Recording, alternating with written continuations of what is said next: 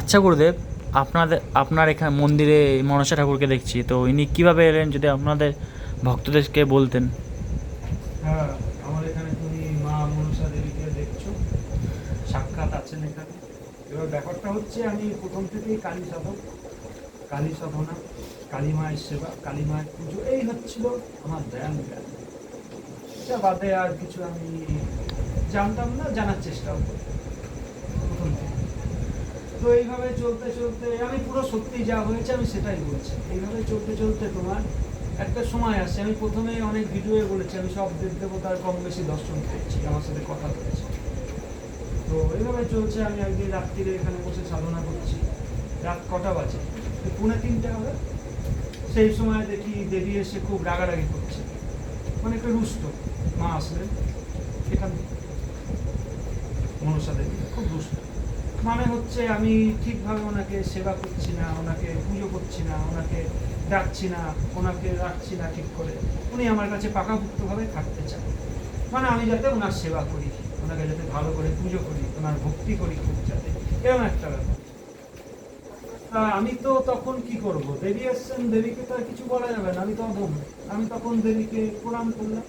কিন্তু ব্যাপার হচ্ছে কি, আমি ওখানে বসলেই, ওনার সেবায় করতে বসলেই আমার আসতো না, আমার যা আসতো কালীর ওপর, মা কালী, মা কালী ধ্যান গান আর মহাদেব, এই হতো আমার। হচ্ছে না। দিয়ে এবার দেবী আরো রুষ্ট হয়ে গেলেন। তো রুষ্ট হয়ে এক সময় খুব সাপের উপদ্রব, চরম আকারে, চরম আকারে সাপের উপদ্রব হতে লাগে সব জায়গায়, মানে ভয়ঙ্কর উৎপাত হচ্ছে। যাত্রীরা এসছে, ভক্তরা এসছে, সন্তানরা এসছে, ঝুপঝাপ করে উপর থেকে সাপ করছে, গাছের উপরে সাপ, খাবারের জায়গায় সাপ। আর সেগুলো এমনি নর্মাল না, বিষধর জিনিস, সব খুব জ্বালাতন হচ্ছে। তারপরে আমি যেখানে ঘুমাই, শুয়ে থাকি, সেখানে দেখি মাথার কাছ দিয়ে যাতায়াত করছে, সাপ যাচ্ছে। এবার দেখো, যতই শক্তিশালী যেই হোক, আচমকা সর্পকে দর্শন করলে তার ভয় হবেই। আমারও হয়েছে, সত্যি আমি সবসময়, হ্যাঁ, আমার সর্পকে দেখে আমার ভয় লেগেছে। তো যাই হোক, তখন এক কাজ করলাম, শ্মশান থেকে একটা চিতার কাঠ নিয়ে আসি, যেখানে মরা পড়া ওই কাঠ এনে ওর উপরে কাজ করে ওটা রেখে দেবে। ওখানে আর দেবী দিয়ে ওই সাপ আর ওখানে যেত না। দিয়ে আমি কালীর ধানে আবার মুক্ত হয়ে গেলাম। এইভাবে চলছে। ঠিক তখনই তোমার একটা, আমার কাছে একটা শিষ্য এসেছিল, একটা ছেলে, তার খুব লাইফের সমস্যা ছিল, সেই লাইফের সমস্যা নিয়ে সেই সময় সে আসে।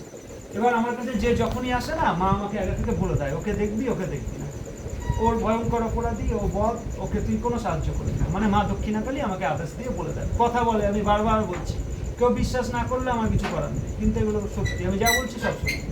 মা ওকে বললেন, মা আমাকে বললো তুই ওকে দেখবি না। তো আমি ওকে, মায়ের কথা শুনলাম না, যেহেতু খুব বিপদে পড়েছে, কষ্টে আছে, আমি ওকে সাহায্য করি। তো এইভাবে দিনের পর দিন ওকে সাহায্য করতে করতে করতে করতে না, এক সময় ও এখানে গেড়ে বসে, মানে সেই আমার সেই প্রধান চেলা হয়ে গেল, এরকম একটা ব্যাপার। তো চেলা হওয়ার পর আমার শ্মশানে মশানে এখানে ওখানে যেখানে যা কাজ, ও আমাকে নিয়ে যেত, ওর গাড়িতে করে যেতাম। মানে খুব ভালো একটা শিষ্য হয়েও ছিল।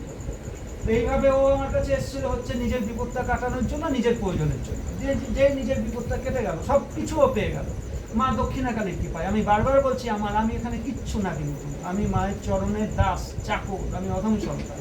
যা কিছু মা দক্ষিণাকালীর কৃপায় ও সব কিছু পেয়ে গেল। কিন্তু মা কালী আমাকে বারবার বারণ করেছে, তুই ওকে সাহায্য করবি না, তুই এখান থেকে ওকে সরা, এখান থেকে ওকে সরা, ওই পাপকে এখান থেকে তুই সরা। দিয়ে যাই হোক, খুব স্নেহ করতাম। আমি তো সবাইকেই খুব ভালোবাসি, দেখো সবাইকেই সাহায্য করি, নিজে না খাবার খেয়ে তাদেরকে তুলে দিই, সব কিছুই দিয়ে সাহায্য করি। তো তাকেও করতাম। দিয়ে কি হলো, সে সব কিছু পাওয়ার পর খুব খারাপ ব্যবহার করলো, রাগ ব্যবহার করলো, মানে সেই জায়গাটা সে রাখবো না, খুব চরম আঘাত, চরম চরম চরম আঘাত। সে আঘাত আর কি বলবো, মানে তোকে এত ভালোবাসতাম, নিজের ছেলের মতো, নিজের ভাইয়ের মতো, তুই সারা এরাম করলি।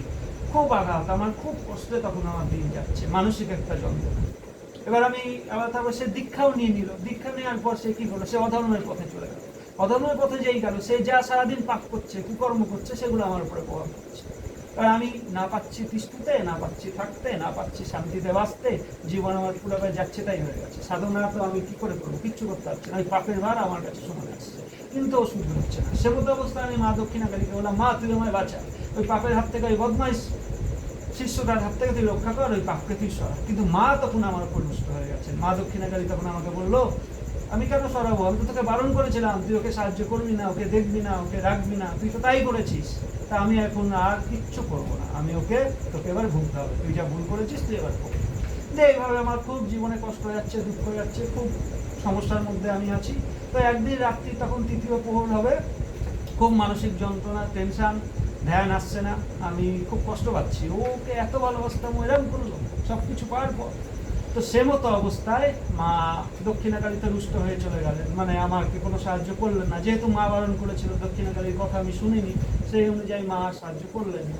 হয়তো অলক্ষ্যে করেছেন, আমি সেটা বুঝিনি। তো যাই হোক, মায়ের এইবার মনসার কথা হচ্ছে। তো সে মতো অবস্থায় সেই রাতে মা মনসা দেবী জয়া বিজয়া, যাই হোক, অনেকে অনেক কিছু বলে, কেউ নেতা ধোপানি বলে, কেউ বলে হচ্ছে গিয়ে মায়ের সহচরী, তো অনেকে অনেক কিছু নাম দেয়। তো দুই সখীকে নিয়ে মা মনসা চালচিত্র নিয়ে আমার কাছে ফুটে উঠলেন, আমার কাছে আবেগিত হলেন।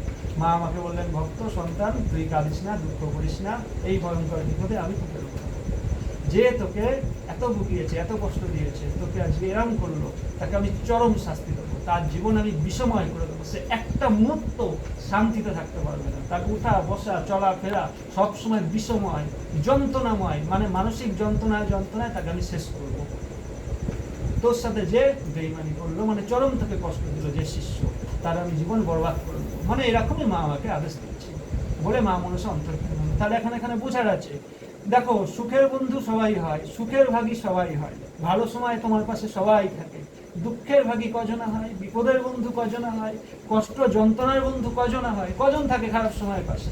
কিন্তু সেই খারাপ সময়ে মা মনসা দেবী আমার পাশে ছিল, মা মনসা দেবী আমাকে সাহায্য করেছে।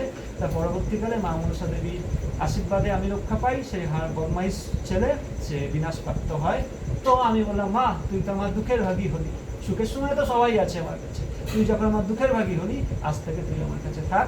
আমি দক্ষিণাকালীর চরণে আগে ফুল দেবো, তারপরে দুহাত ভরে ফুল, তোর দু চরণ ভরে আমি দেবো। তো আজ সেইটাতে আমি মাকে মন প্রাণ ধ্যান দিয়ে আমি মায়েরও সেবা করি।